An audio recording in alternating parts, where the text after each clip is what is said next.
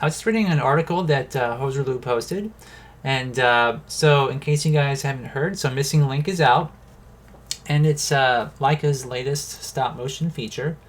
And so there's been, actually pretty good reviews about it. It's not like a horrible film, but I've heard that the box office numbers are really dismal. um, I don't know if it was the marketing. Some people are saying that they never heard of it. That it's like a surprise that the film is out. It's like a big problem, I guess, for their finances, which is not really such a good thing to hear. So hopefully that will be resolved. Maybe they'll pump some more money into getting the word out. But anyway, there's some great articles out there, and so Hoserlu posted this one by Michael Ordona, and this one came out on the 10th, and so it's kind of showing how Leica is breaking new ground with stop motion. And so I read through it, and there's some honest well, commentary, and there's some which is a little exaggerated. So, for example, like they make the claim that some of their puppets, what they've done. All right, my cat wants to go out. Of course, I start talking. 1 second.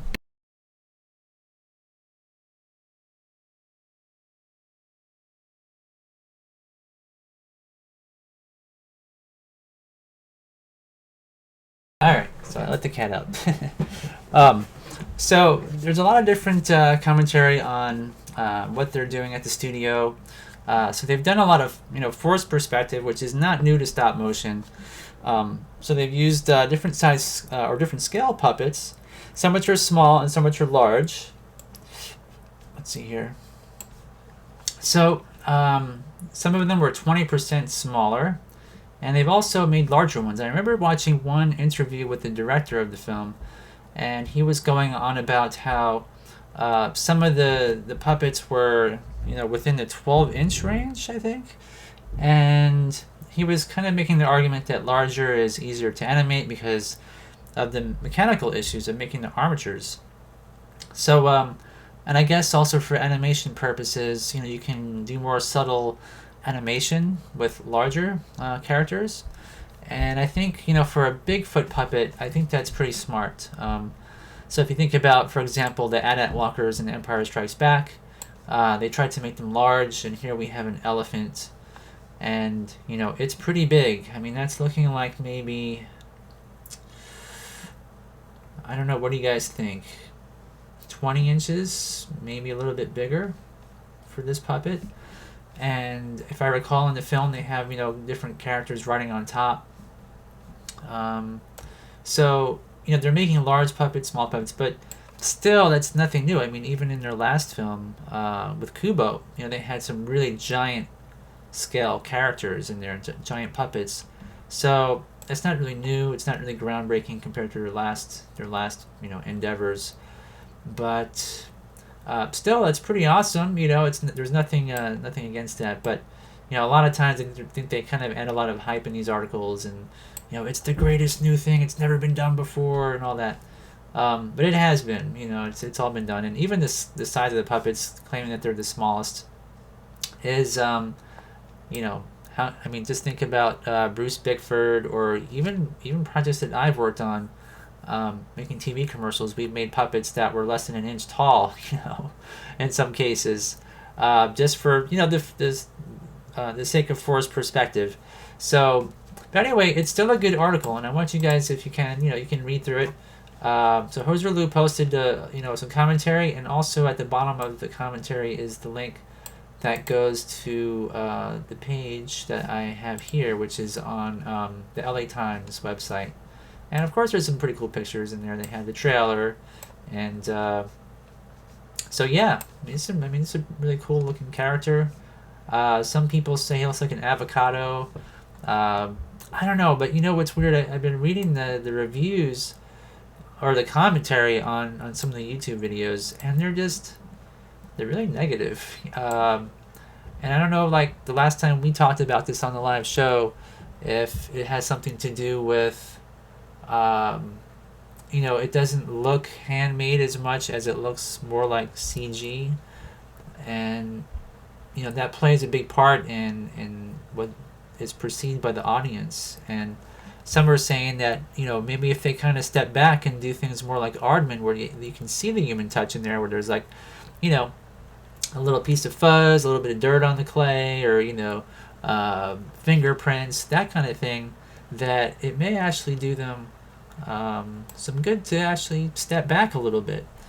The California raisins were extremely popular, but that handmade look to them, added to the charm. And while a lot of directors and producers talk about how stop motion is magical, I think many of us, including in our audience, we would probably conclude that if you veer too much into the style of CG, you really do lose that magic, even if it is stop motion. So that's what I had to say about that.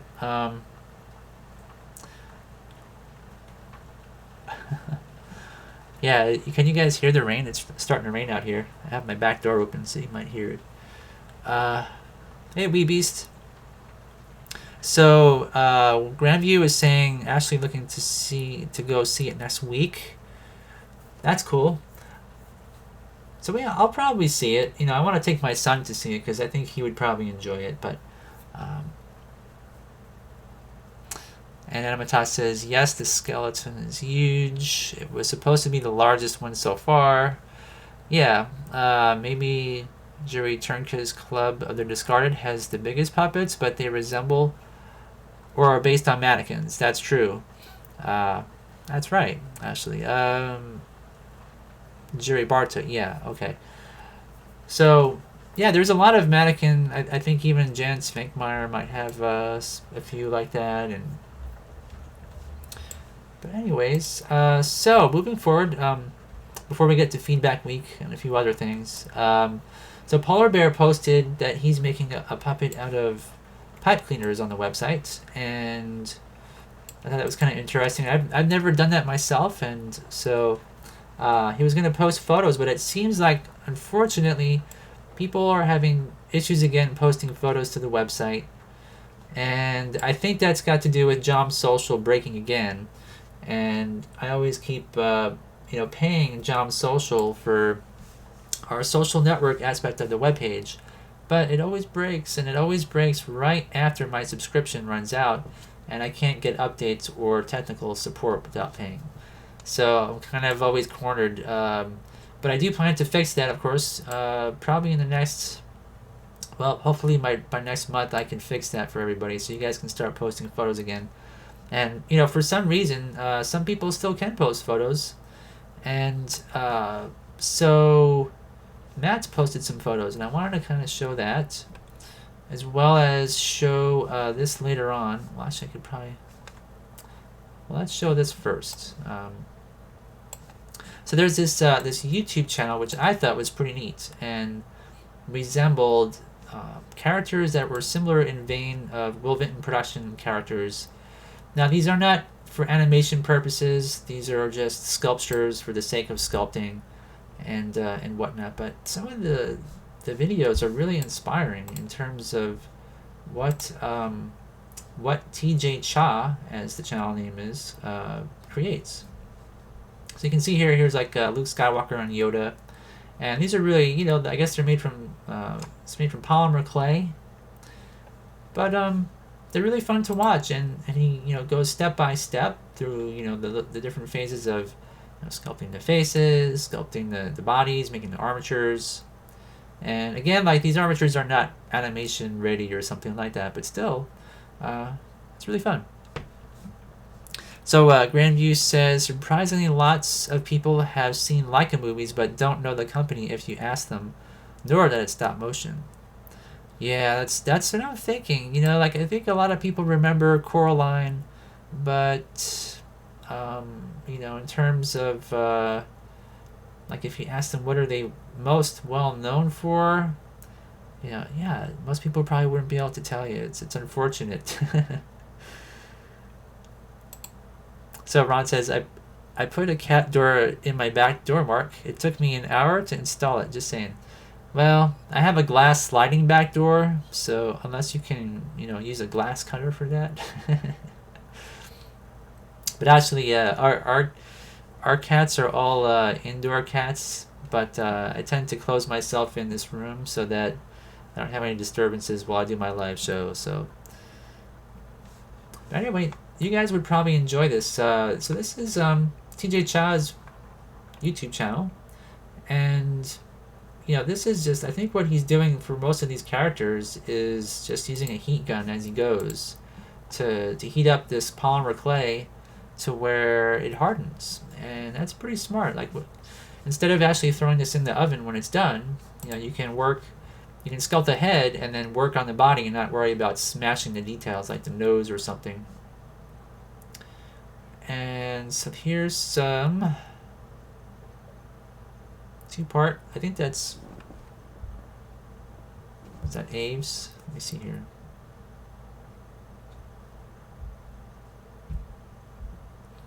But it looks like a two-part epoxy putty.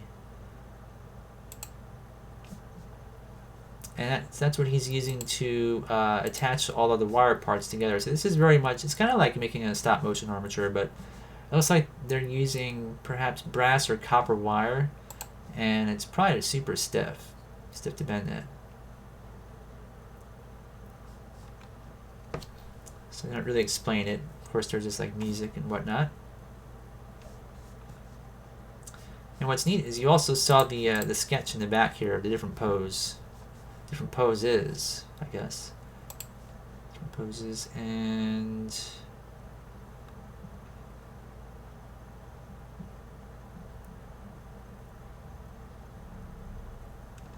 so I guess he doesn't actually show Yoda being sculpted. But anyways, here's how it ends up looking. You can sort of see he's adding the details like the little seams on the clothes and stitching and all that kind of stuff.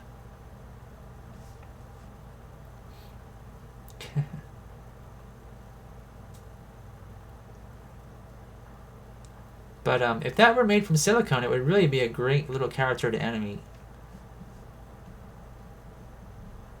Because I see a lot of people like sculpting, but they never consider bringing them to life. And to me, it just seems like a natural extension. Once you've sculpted something, to infuse it with some sort of, emotion or something, and have it move around or walk. That's always where my mind goes. So, and then of course here's the final product, which to me looks really awesome. Now he did also use some paint on Luke's face, so it's not just polymer clay. So, yeah, I think it's pretty awesome. So that's the channel. It is TJ Cha, and lots of inspirational videos, different characters, like Nick Fury, the Hulk, Apex, Star-Lord.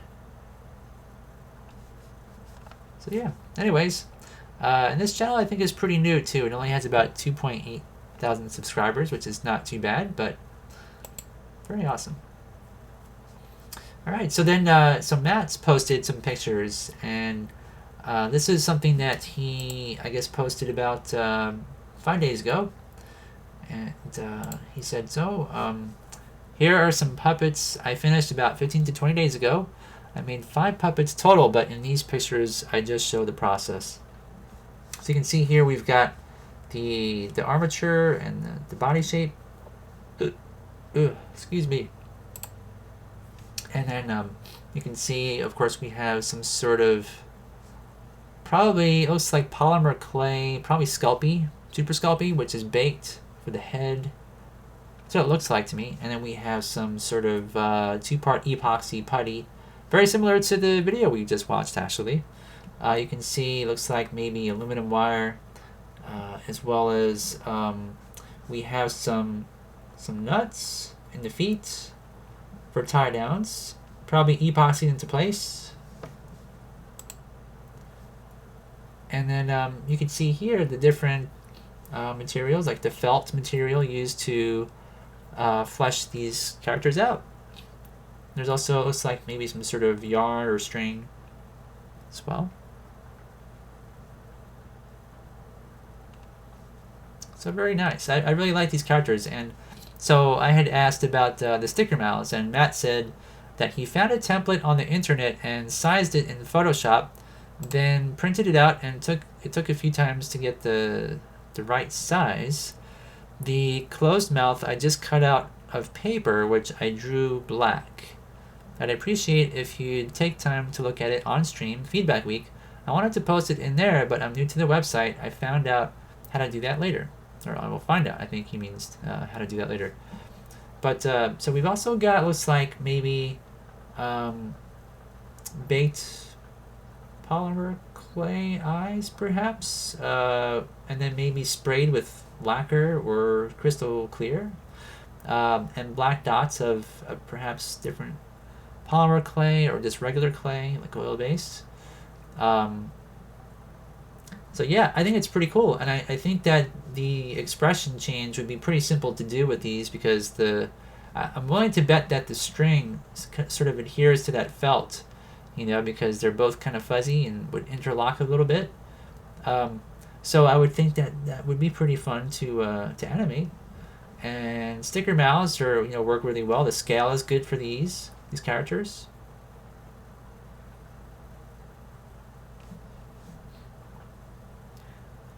So Ron says, my cats are both indoor cats as well. We have a sunroom, which is sort of outside, but not really.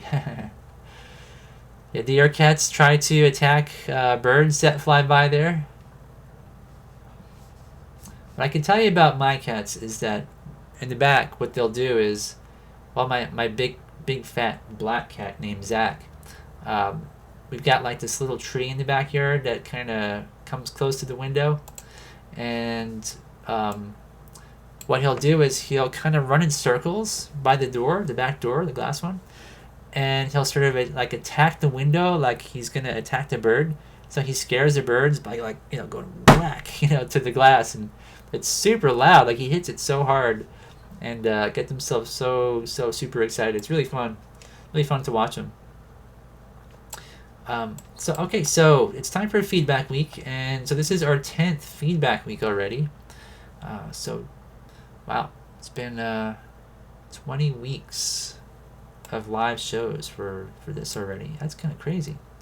But so 5 months? Wow, can't believe it's been that long. Anyways, so the first one we have is from Animatas, and we also have one from Grandview Workshop. And I'm going to refresh the page just to make sure nobody else posted anything new here, so I don't miss anybody. Looks like there is nobody else. And so I loaded these up. So this one here, Animatas says, hello, I would like to share this last segment that I created for my new saga, Planet Chimera. So this is about 1.5 minutes long, and we're going to watch this and talk about it. So let's see. Let's watch.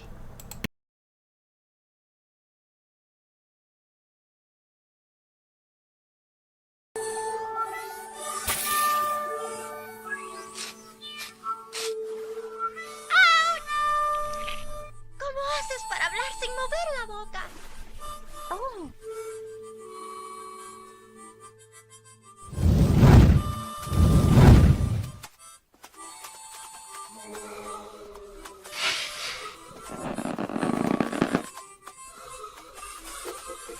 ¿Qué es eso? ¡Increíble! ¿Qué es eso? Oh. ¡Estoy curada!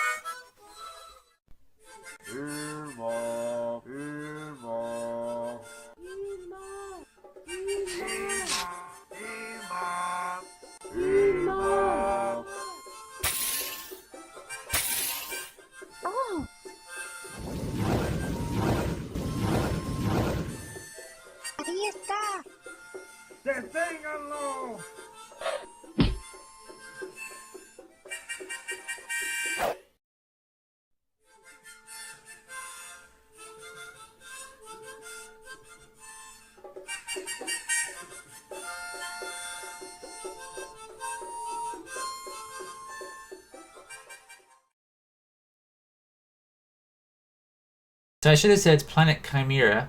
And so a chimera is a fire-breathing female monster with a lion's head, a goat's body, and a serpent's tail. And so this is so Juan's or Animatas's film project, which I believe he's making into a mini series. And so there's a lot to look at here. It's a minute and a half long of a lot of scenes, which is a lot of work to create. And there's also a lot of effects and things, like we can see that the chess piece here kind of lights up. Go back here.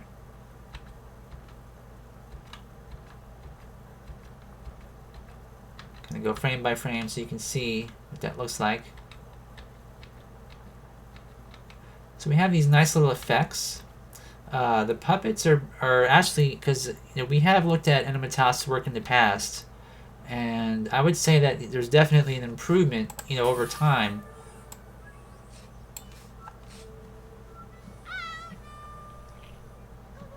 The puppets and the scenes and the lighting. Well, the lighting is probably about the same as I've seen in the past, but we've got lip sync in there now.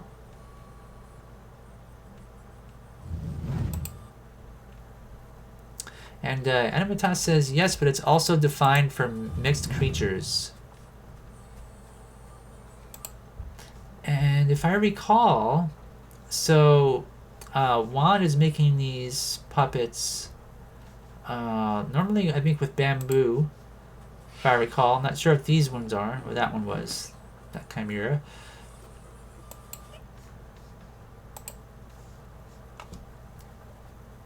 So we've got like a mix of materials for these puppets as well. We've got clay, we've got what looks like some sort of like a rubber mat material that we've used for, or he's used for his upper torso,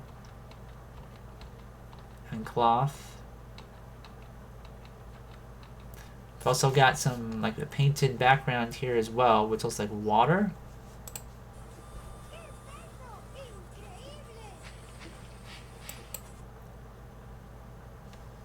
And this here, I'm not really sure how that was constructed, but it looks like almost like a piece of broccoli.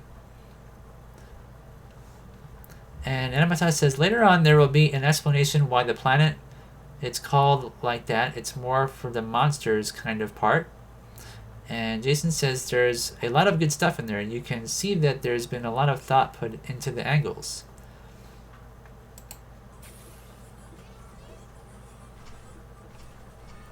So here she's eating the some fruit of some sort. And he's saying, don't eat that.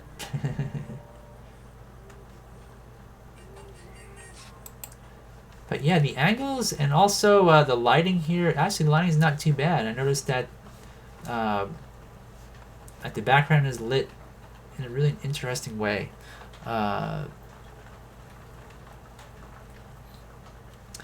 So Ron says, I'm a bird owner, lover, and breeder. My only job is to keep them separate. My son loves birds. We go to the pet store all the time. He's always looking at the birds and talking to them and stuff. So a lot of interesting shots. I mean, there's just so many cool little scenes here. Even like this guy's chess piece, which has the glowing magic in there, and he sort of... So he opens his hand.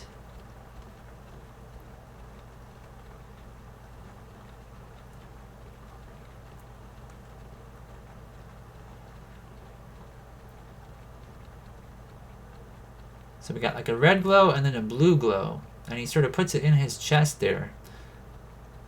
It's almost like that's his food. Oh, okay. So... Oh, and Animatas says, yes, it's very old broccoli. Okay. I thought that it might be that. But it also could have been like moss or something. And Animatas says the red fruit heals and the blue one destroys. Ah, okay. So it's like he's explaining it. And then, so we've got some cool cotton effects going on here.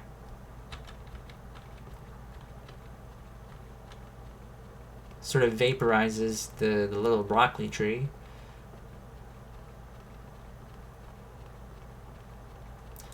So is that cotton candy, or is that actual like cotton that you painted?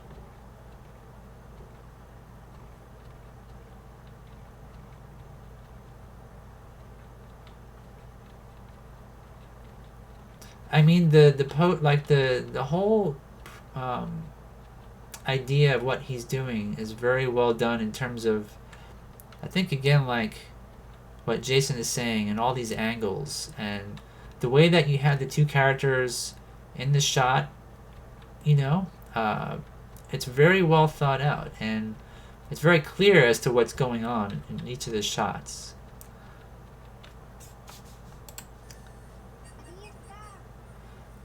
So that being said, oh, he gets thrown in the face with the rock. So, let's see here.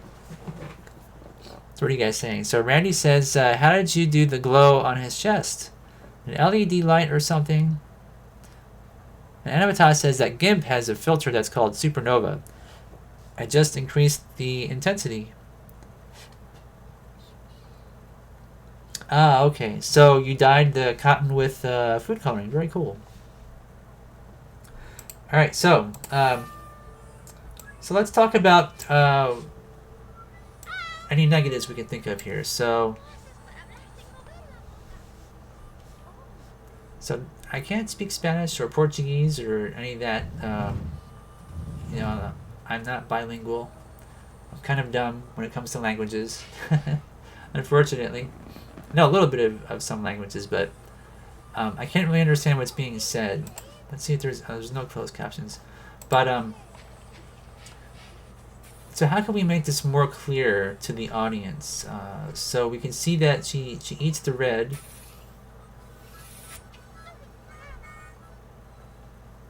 And he's saying, no, don't do that.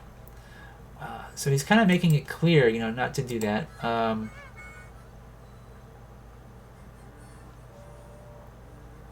But I think the relational aspects where, you know, each character is talking to each other. What are their relationships to each other? And, you know, what is the backstory? You know, that kind of thing. So I guess you'd have to watch these in series to understand a little bit better.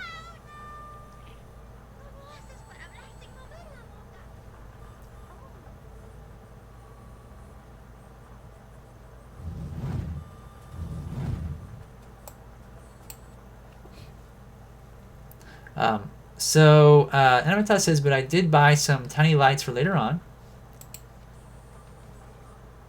And Anamata says, she only says, how do you speak without opening your mouth? Ah, okay.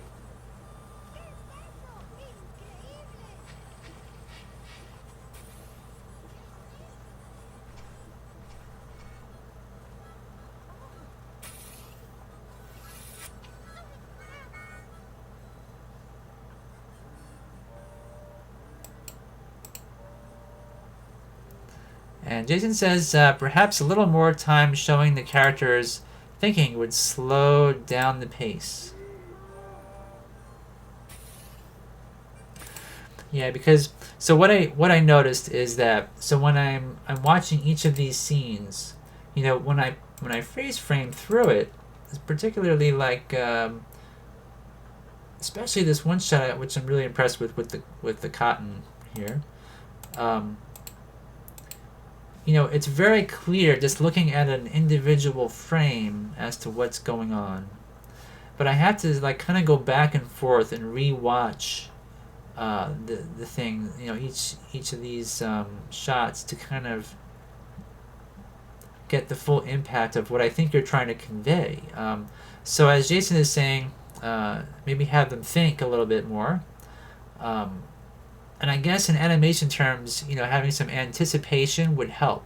So, for example, so this shot where he drops the blue ball into your broccoli bush here to do that, having anticipation means like you would do something just beforehand to set up what he's going to do next, if that makes sense. So he could sort of,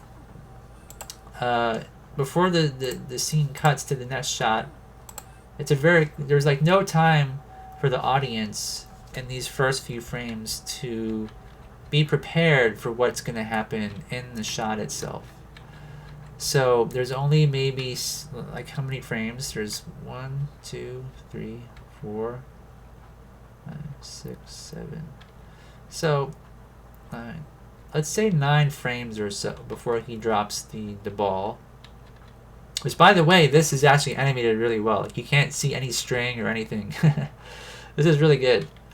But having a little time beforehand, before he drops it, would be helpful.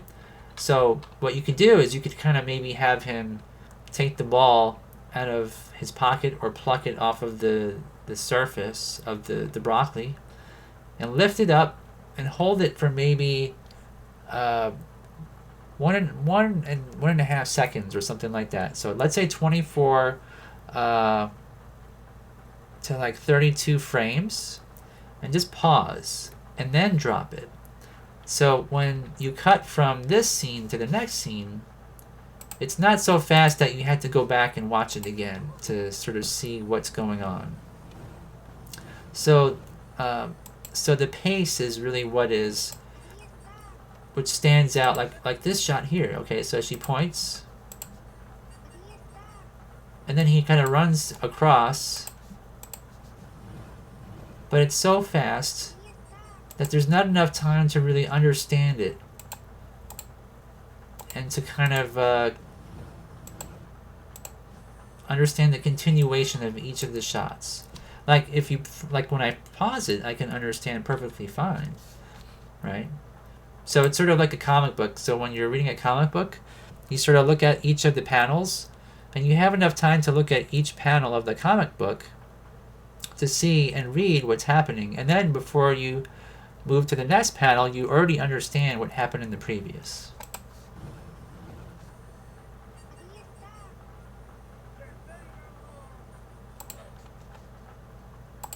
So when she points, one of the things that you can do is you could see this guy here maybe standing there, and then he sort of turns and then reacts, and then he runs, so that there's, again, a little bit of time to register in your mind what he's about to do first.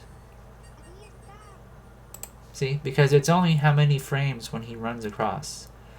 It's like maybe 8 to 10 frames of animation. Stop pointing.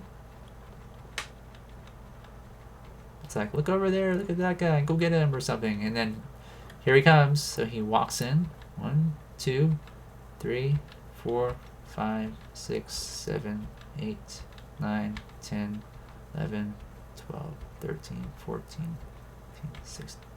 So maybe 16. So if you were to add, at least 8 frames before he comes in, and then 8 frames after where there's a pause or so, that would give enough time for at least people to register in their minds, like I say, what's going to happen. So Enotas says they are looking for her and get confused. He says, stop him, and they throw the rock. Maybe the shot before that one could prepare them a little bit. Yeah, that's true. I mean, most of this is really clear. Like, I can understand what's going on. But just, having a little bit of space in between the action so that there's time to, like I say, think about what just happened, at least for half a second or so. Even if you had half a second in between, so... well, it depends on how many frames you're shooting, but let's say like 12 frames at the end of a scene and 12 frames before the scene to let things play out. I don't know really else how to explain it. But otherwise, it's really great. I think that the animation that you're doing is getting better. I think that the puppets are getting better. I think that the story, I can make out what's happening. It's very clear. At least by just even if I don't understand the language, I can understand kind of that they're talking to each other, they're communicating, and yeah, I don't know. Anybody else have anything they would like to comment on about this, or?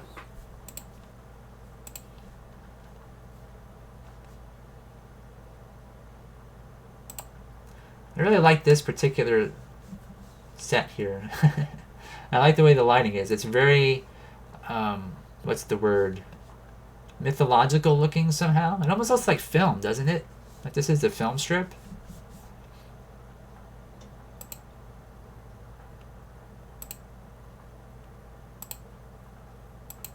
Where is that one? Here we go. So I really like the way this is here. Like just the way this is framed.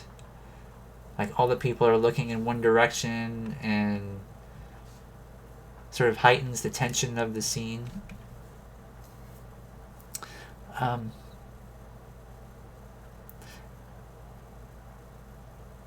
Anamata says, I did the run faster than the rest of the pace. Maybe that affected it. And the fire on the dragon does have a tiny light. Oh, that's cool. I was wondering about that.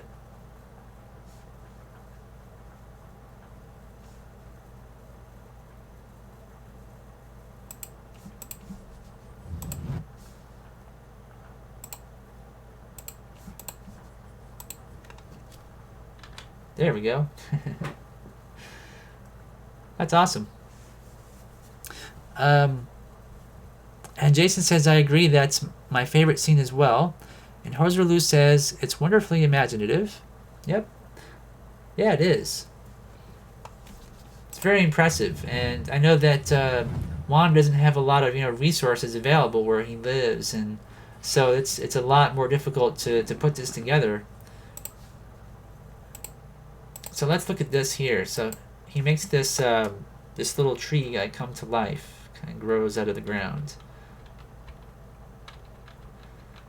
So you got the right idea too. Like you can see that there's anticipation, right? So you're sort of wiggling this this plant before it becomes the larger sort of bush.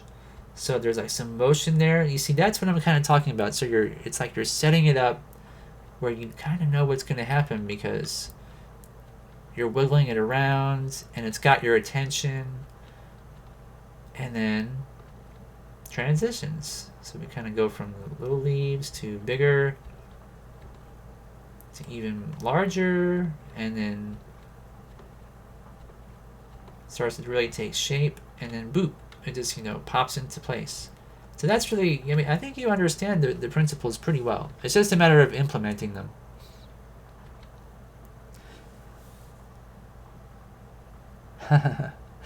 So I was not sure if there should be more smoke coming out of his tongue afterwards.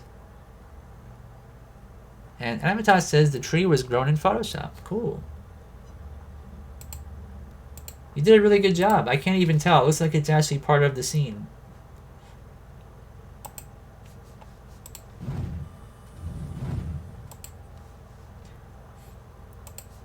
So with regards to the smoke, it would have helped a little bit, like to have some lingering smoke there after he does that, sure.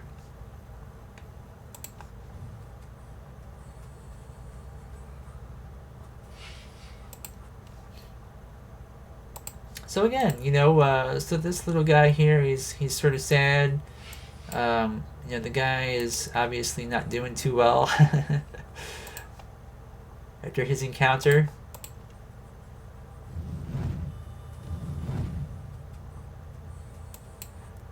So yeah, I think maybe slowing the pace down. That would be my big recommendation. But the puppets look really cool. This is really imaginative, like Hoserlu was saying. I like the eyes, how you painted the eyeballs. Like it's really expressive.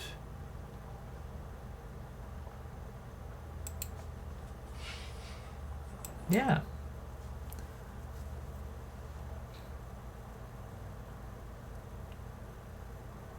I see. So So he says it does begin with tiny parts of a plant at a certain point, and it becomes a Photoshop tree until it's replaced. Very cool.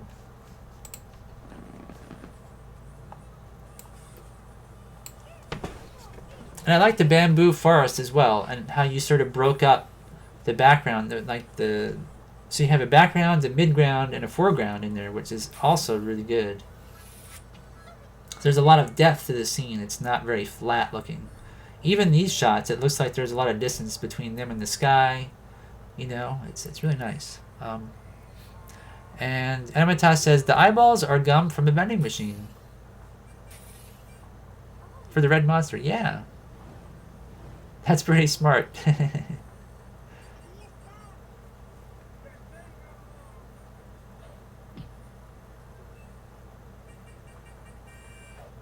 All right. So anyways, thanks for sharing that. That's really cool. And yeah, I can see, like I said, you're really improving, and keep it up. You know, we'll keep posting your stuff, and we'll definitely show it for sure. Very nice job. All right, so moving forward, so Grandview Workshop did post this here as well. I'm gonna just refresh the page one more time just in case. Okay, and he said, I tried something different with this, not the animation, but adding commentary showing behind the scenes. So we're gonna watch this. It's really short, so we're gonna watch the commentary as well and discuss it. So let's check it out.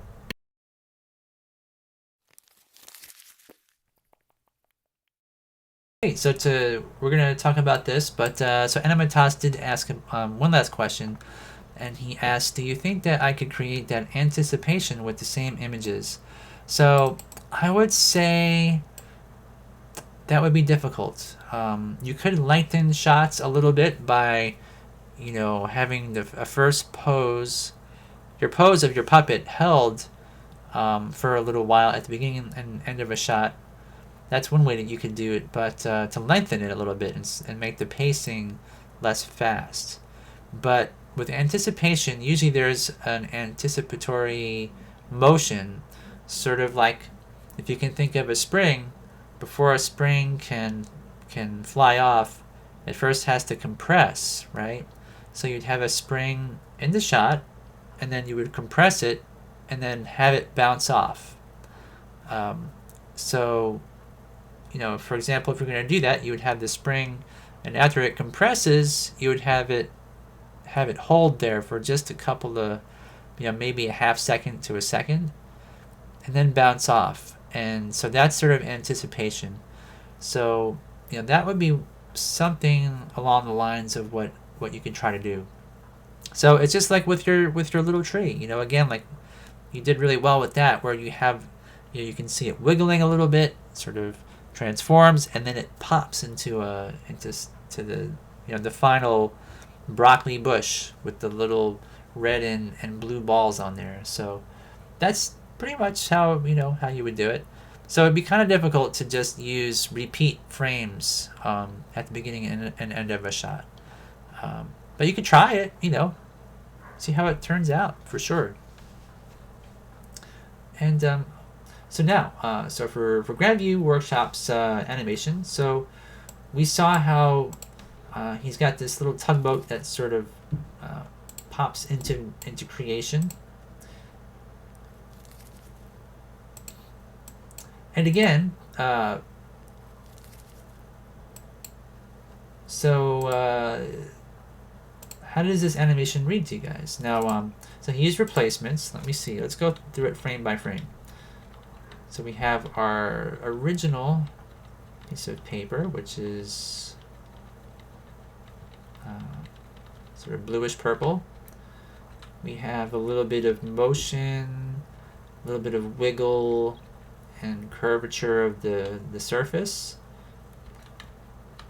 So if I go back and forth, you can see it's kind of subtle. Kind of crumples even more. Kind of comes up, and then after this point, it turns into a ball. And then from there, the ball shrinks, gets smaller, more compact, kind of spins and twirls. This one looks like it almost opens up a little bit again and then collapses a little bit more, spins, and then this one is... So we've got like an in-between where between this round ball and this more pointed tugboat shape, which is what it's transforming into, kind of becomes pointed. And that's pretty smart. And then of course it expands.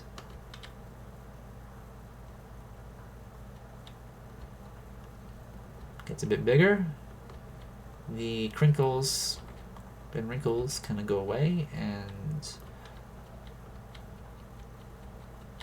then it kind of goes one way and then goes back. So this isn't like, this is pretty good for Juan, for you to understand. So if I just play this end part, oops. So it crinkles, and then you see how the boat goes to the right before it goes left. That's very much like what I was saying with anticipation, where you have a spring where the spring has to compress before it moves, right? Before it springs off. So this is a pretty good example of that. So before it, now if the ball were to unload into the tugboat shape and then just go left off to the screen, you wouldn't have enough time for that boat to register in your mind as to what it even is. So it goes to the right a little bit first and then goes left. So it lengthens the scene. It gives your brain time to register that, oh, it's going to move, and so forth. So this is really great. It's a very quick kind of motion, and as it morphs into the new shape, you don't want this motion to be super slow right here as it's transforming. You want it to be kind of fast. So, I mean, the only thing I would say is to maybe have added more something in the beginning, like maybe somebody walks by and then they take their finger and they kind of hold it above the paper, and then they touch the paper and lift their finger, and then it comes to life and crinkles up and turns into a boat. That kind of a thing. So yeah, I'm really big on that sort of anticipation and pauses, and not just one constant motion. So yeah, and Juan says thanks as well with the feedback. I'm going to continue with this project, and thanks all for watching. And he says, also the red monster's nose, it's made out of a tree seed. Is that so? That's pretty cool. This animation involved quite a bit of trial and error. My end goal was so he kind of goes on to how he made his little replacements, and you can see the scale as well as to the size of his little tugboat. And I crinkled them up, which I'll show you in a bit. And there's the different replacements kind of laid out. The idea was to have an origami cube and then have the cube fold out into the paper boat, but that turned out to be harder than I thought, so that wasn't an option. With the boats, there's some of the crumpled pieces as well, entirely into a little ball, and then crinkling less and less. Then I could replace the boat as needed. Stop motion involves moving an object, taking a picture, and so I think the big thing here is the timing. Is pretty good, like I say, but I would have had a little bit of time in before things come to life, just for this scene to register before it just almost instantly does its thing. And Jason says, I love the feel of the music in the video. Yeah, let's see here. Let's go back.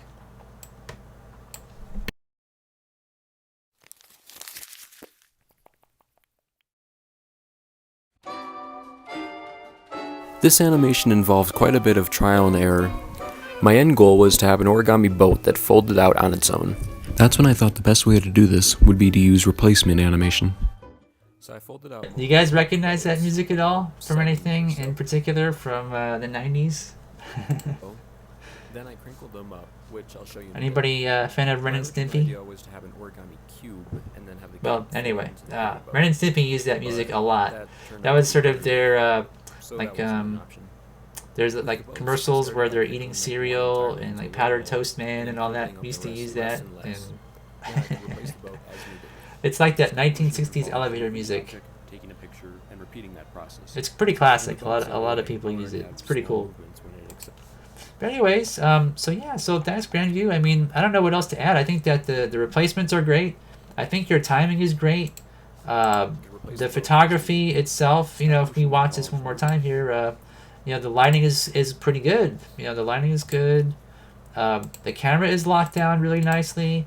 You have good depth of field, which means that everything in you know that's supposed to be in focus is in focus. Lighting is good. Animation, the basic design of it is good. It's framed well. So even when the ship kind of goes to the right, everything is in camera. I mean, it doesn't necessarily have to be in camera. You know, like as an animator, you don't always have to stick within the boundaries, but you know, it works well in terms of that. So yeah, really good job. This animation involved quite a bit of trial and error. And Jason says, I forgot about them. Yep. They were really big for a while on Nickelodeon. I don't know if you guys know the whole history. And the creator of that, John Kricfalusi. So I used to be a huge fan of his, and when I worked for John Lemon Films, John Lemon had actually talked to John Kay on the phone a few times, and there was talk about meeting him and all that kind of stuff, like maybe, you know, so, like they would visit the studio. And it turns out that John Kay is like a he's like a, I don't know what the word would be. He would hire like 14 and 15-year-old girls to work with him and stay with them alone and stuff. And there's like this whole Me Too movement around John Kay and his animation studio because he was sort of like a pervert, you know, and taking advantage of young girls and saying that their animation was awesome. But he had ulterior motives and stuff. So I'm kind of let down by that because I really loved Ren and Stimpy growing up, and it's almost like, well, you know, it's like one of your heroes, and you always kind of think that somebody that does awesome art is an awesome person in some way, but it never works out that way, unfortunately. So Randy says, I saw about 30 seconds of Ren and Stimpy once and shook my head and changed the channel. I did not find the look of it appealing, but I'm an old fart. So what do I know? Yeah, when I was younger, it was very edgy. It was different and so bizarre and weird that I really loved it. I recorded all the shows on VHS tape, and my friend and I, after school, we would get together and watch reruns and stuff. So Jason says the animation is so smooth. It's just sad it was so short. Yeah, it is. That's why I was recommending, you know, like in the beginning of this shot, he could have even done it with live action, just like kind of walk over to the paper and, you know, like magically touch it or something. Something, you know, some sort of intro before it actually comes to life. To extend it would have been nice, but that's my only pet peeve. But otherwise, it's really, really, really good. Hoser Lou says, creepy would be the word. Yep, creepy, yes. This animation involved quite a bit of trial and error. My end goal... Alright, so let's see. Is there anything else we could talk about here for the last 4 minutes? So, let's refresh here just in case. Make sure nobody's missed. I think my internet might be kind of not doing so well here. Let's see. Yep, I'm unable to reload the page. But anyways, yeah, I mean, what can we say? So Polar Bear asks, what free stop motion software do people prefer and attributes?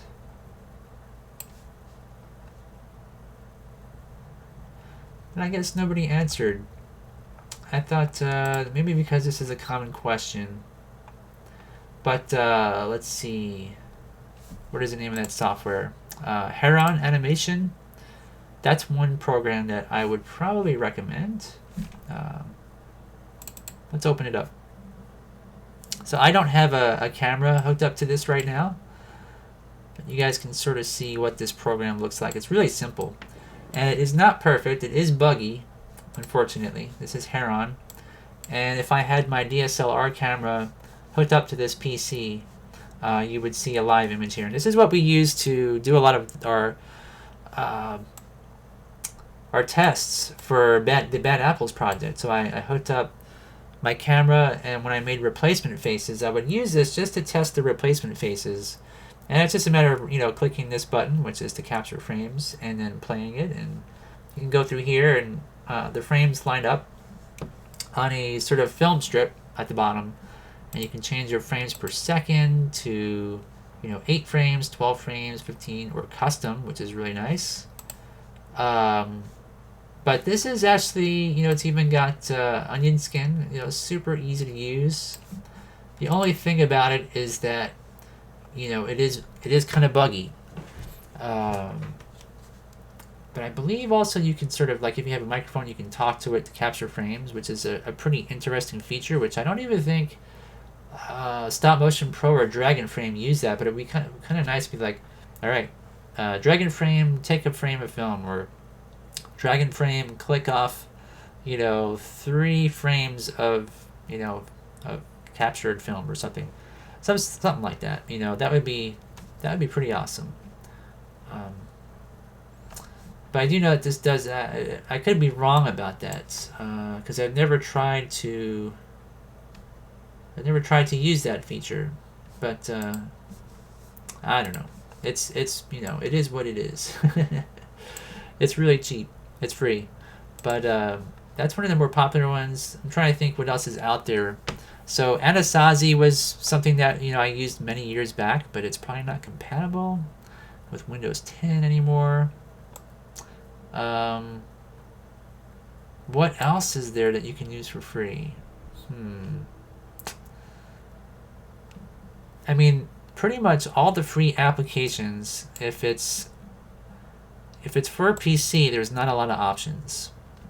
However, if you're really wanting to use something that's, you know, kind of good, there's a lot of applications out there for cell phones on Android. There's tons of free ones out there, but the only problem with that is trying to set up a camera alone is really hard. And then when you have a phone which doesn't have a tripod mount, and it doesn't have manual settings, and it has, you know, a battery that can run out, so, you know, it's not so really nice to use a tablet or a phone for trying to shoot animation. So, but there are, like I said, there's tons of free ones out there, but it's harder to use those for trying to capture animation, especially if you have to touch your phone to click off a frame. I do know that for iPhones, some of the cables that come out of the back of an iPhone for your headphones have like a little button on the cable itself to raise and lower your volume. And so if you can get a pair of headphones that has that little side button for the volume, some of the capture software for you know, for those phones can use that, so you don't actually have to touch the phone to click off a frame. And that's super important if you want to have a, you know, a rock solid camera. So if you're going to use a phone like that, you have to have your power plug plugged into it, and then at least some sort of a button that you can click off on the side. Yeah, but so it's a lot easier to use a web camera and a PC or a laptop, because that does not die as quickly. Anyways, hopefully that answers your questions and gives you guys some ideas as to, you know, how to do animation better and maybe, you know, set up scenes better. I mean, animation is really complicated, and it requires a lot of